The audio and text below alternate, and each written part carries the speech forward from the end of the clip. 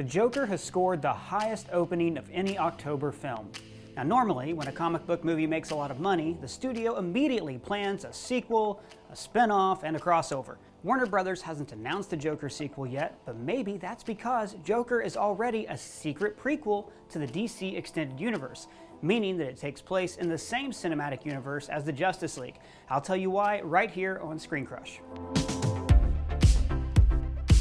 Also, be warned that big spoilers for Joker and other DC movies are ahead. So currently, the DCEU is comprised of 7 films: Man of Steel, Batman vs. Superman, Dawn of Justice, Suicide Squad, Justice League, Wonder Woman, Aquaman, and Shazam. The earlier films were known for a dark, moody tone meant to imitate Chris Nolan's Dark Knight trilogy. The DCEU has contained magic and superhumans for centuries, like the Wizard in Shazam, the Atlanteans, and the Amazons, but their existence has been kept a secret from mortals like you and me. The only superhero operating publicly that we know of is Batman, and by the time we meet him, he's been at this for years, and he's more of a grizzled old beefcake. Now initially, the DCEU is much more cynical and violent than the comic book movies we're used to. I'm Mary Poppins, y'all! Superman's arrival on Earth is greeted with fear and apprehension, and he becomes a controversial figure. Meanwhile, Batman is more into ultra-violence than the Caped Crusaders we've seen in the past. You were never a god. You were never even a man. Some days you just can't get rid of a bomb. He burns pedophiles with a bat brand, uses guns, and kills people. Alright, so how does this relate to the Joker? Well, what if there's a reason this universe, and particularly Batman, is so dark? Maybe it's because Joker actually takes place in this universe, and the events of the film kicked off a violent, masked criminal crime wave. That's f***ing interesting, man. That's f***ing interesting. Joker takes place in 1981 in a gritty Gotham City that's an homage to Martin Scorsese's Taxi Driver.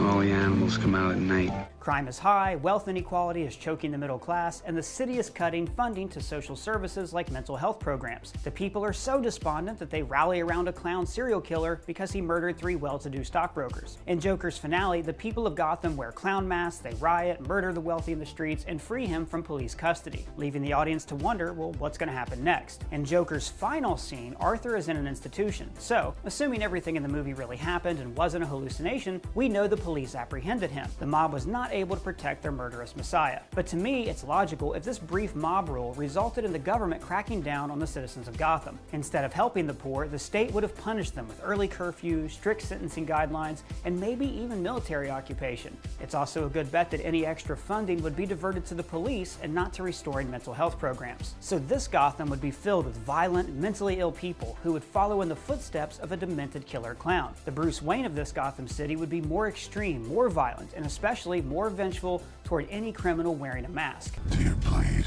This Batman, who would torture and kill criminals, sounds a lot more like the Batfleck of the DCEU. A proliferation of mask-wearing villains could have been the initial inspiration for him to dress up like a bat. And Joker also has evidence to support this theory. When the Waynes are leaving the movie theater, there's a poster for the 1981 film Excalibur right here. In Batman vs. Superman's retelling of the Waynes' late-night alley walk, Excalibur is coming soon. Now this is an awfully random detail for Joker director Todd Phillips to include if this wasn't meant to be the same family of Waynes. Now one big problem here, obviously, is that Thomas Wayne looks nothing like Jeffrey Dean Morgan, who played Thomas Wayne in the DCEU. But then, comic book movies recast all the time. I mean, this guy used to be Howard Stark. So there's some poetic license when you're retelling your version of a story. And also, this isn't an exact retelling of that event. This is Bruce's dream of that event. That's why it focuses on such small details like the pearls. So maybe Bruce Wayne had some bad pizza, fell asleep watching The Walking Dead, and dreamed that Negan was his dad.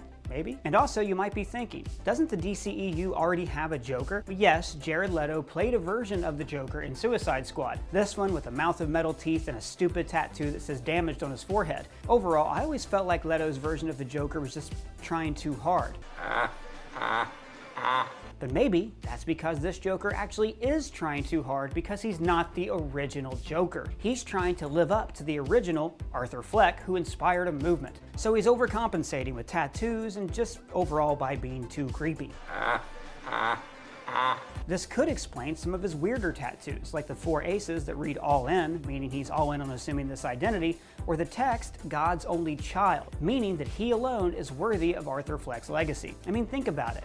Arthur Fleck's Joker is not a master criminal. He's just a guy who killed a few people and inspired mob rule. So what if, over the years, other people, more professional criminals, took on the name and appearance of Joker? And there's some precedence for this in the DC animated universe. There was a TV show called Batman Beyond, great show, that took place in the future. A new Batman wearing a high-tech suit has to bring order to Gotham's now thriving underworld. In this Gotham, the Joker disappeared years ago after a battle with Batman. But now there's a street gang called the Jokers who wear clown makeup and terrorize Gotham City in his honor. I mentioned earlier that Leto's Joker has a grill to replace his teeth. Fans have theorized that Batman punched out all of his chompers after Joker killed Robin, which makes sense because if this version of Bruce Wayne would have watched a guy in a clown mask kill his parents, then he would have like zero tolerance for clowns. Maybe it's the Gotham City in me, and we just have a bad history with freaks dressed like clowns. The sight of a villain resurrecting the image of the Joker would make him want to send a message: no more Jokers in Gotham.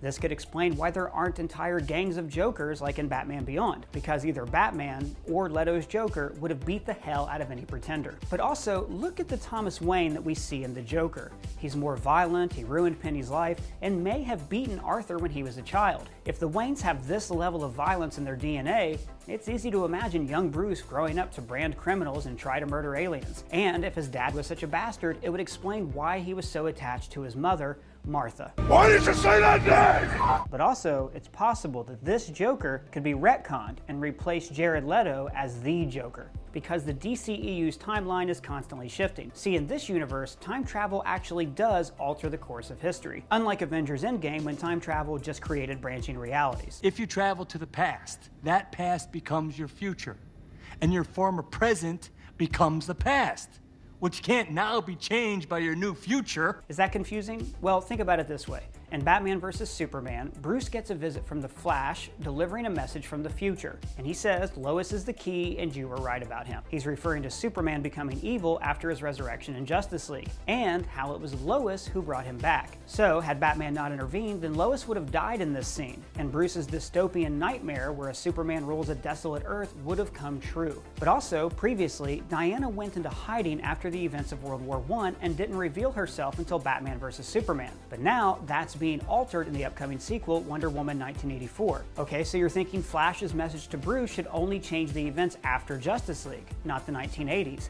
Unless, maybe in a future Flash standalone film, they could tell the story of Flashpoint. This story comes from the comics, adapted by the Flash TV show. In it, Barry changes the past to save his mother's life, but in doing so, changes the entire timeline. This could give Warner Brothers a chance to change the timeline however they want. They can make Joaquin Phoenix's Joker meet Robert Pattinson's Batman, reintroduce Superman, or maybe, God help us, get a do-over on the Justice League.